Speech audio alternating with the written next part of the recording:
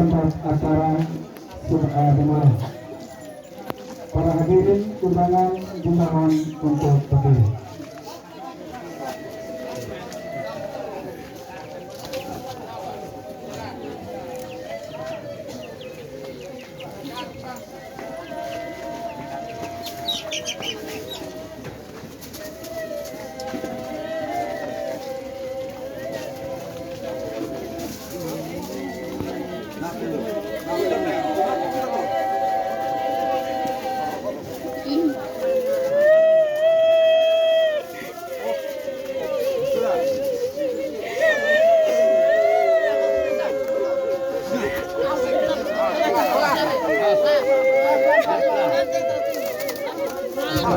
Segera dimulai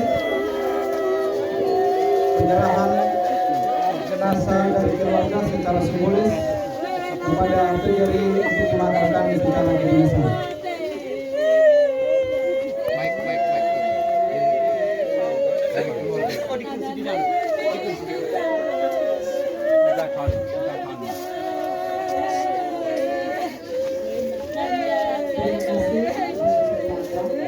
Saya mewakili Dinas Pendidikan dan Kebudayaan Nusa Tenggara Timur menerima jenazah almarhumah Ibu Amila Iba Lalian SPD untuk dimakamkan secara terima.